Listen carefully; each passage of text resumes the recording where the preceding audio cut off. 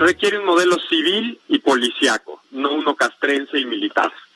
Lo que necesitamos son policías profesionales, no soldados que estén ejerciendo la fuerza en contra de la población de ciudadanos. Hemos visto lo que sucede cuando utilizamos a los militares como si fueran policías y no es bonito. Llevamos 12 años y hemos generado 12 años de militarización de la seguridad pública, de hacer exactamente lo que ahora con un nuevo nombre pretenden incrustar en la Constitución y hacer permanente con la Guardia Nacional, y los resultados son catastróficos. Tenemos una epidemia de violencia que ha incluso reducido la expectativa de vida de los mexicanos por primera vez en décadas. Mientras todos los demás indicadores de salud iban creciendo, perdimos años promedio de vida a los mexicanos debido a la epidemia de homicidios que hemos vivido durante los últimos 12 años. Y hoy sabemos que esa epidemia de homicidios es consecuencia de la militarización de la seguridad pública, de la decisión del presidente Calderón de utilizar a militares para hacer labores de policía, que no saben hacer, que no están entrenados para hacer, que no tienen vocación para hacer y no tienen por qué hacer. Y no solo eso, la Suprema Corte ya nos dijo que tienen prohibido hacer por la Constitución. Este intento de legalizar lo inconstitucional, que es el último intento en una serie larga de iniciativas que empieza con una reforma a la Ley de Seguridad Nacional de Felipe Calderón, pasa por la Ley de Seguridad Interior de Enrique Peña Nieto y ahora se convierte en la Guardia Nacional de Andrés Manuel López Obrador, nos va a llevar a perpetuar el espiral de violencia en el que hemos estado inmersos 12 años. Eso no necesitamos para la seguridad, y no solo eso es profundamente dañino para el régimen constitucional que se ha caracterizado como un régimen civil con un equilibrio de poderes claramente del lado de los civiles y no de los militares, a diferencia del resto de América Latina. Ese es el mayor riesgo, Alejandro Madrazo, de aprobarse la Guardia Nacional como la quiere el presidente López Obrador. Yo te diría, los dos son unos riesgos que no podemos arriesgarnos a tener.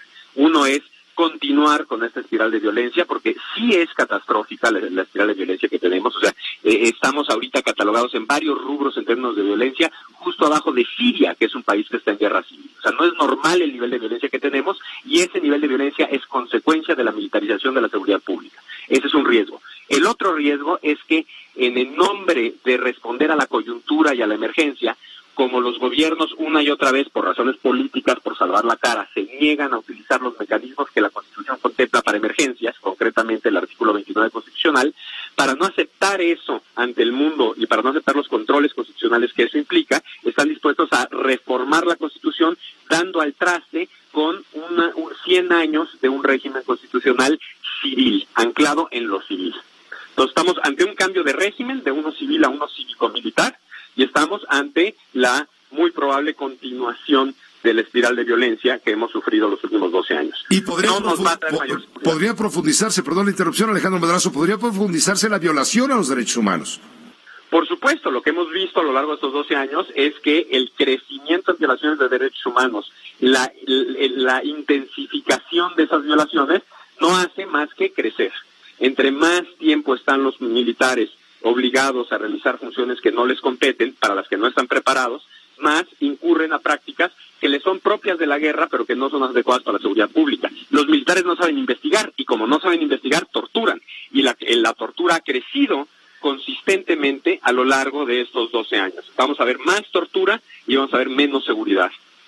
¿Cuál es la salida, Alejandro Madrazo Layuz? ¿Qué es lo que ustedes, es decir, ya después del diagnóstico, cuál es la propuesta, la receta que se le daría al presidente de la República para no equivocar el remedio y empeorar al enfermo? La salida es clarísima.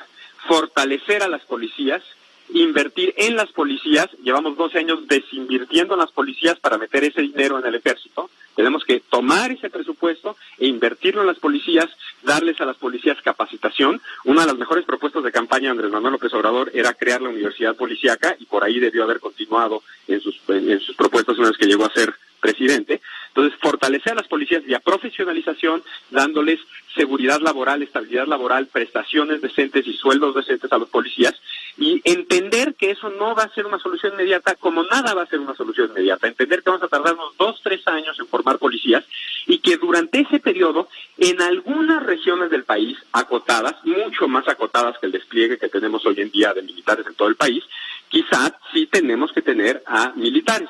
pero hay que hacer el análisis puntual, municipio por municipio, región por región, y para esa actuación militar establecer una ruta de salida del ejército a través del artículo 29 constitucional, que es lo que la Constitución ya prevé para emergencias de este tipo. O sea, suspender la cláusula que establece la prohibición del ejército para participar en tareas de seguridad temporalmente y en forma supervisada, y hacer eso a través del artículo 29 constitucional, dentro del régimen constitucional, sin alterar el régimen constitucional. Esa es la receta. Y es muy clara, y está clara desde hace tiempo, y la evidencia la respalda, pero los intereses políticos y los intereses económicos detrás de la militarización han resistido una y otra vez a que se haga lo que ya todos sabemos que se tiene que hacer.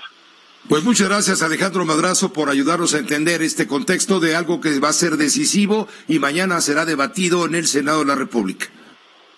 Gracias a ti y a tu auditorio por la paciencia y por el interés. Este es un tema que nos concierne a todos. Si se aprueba esta reforma, México no va a volver a ser el mismo. Eso sí se los garantizo. Guarden este tuit.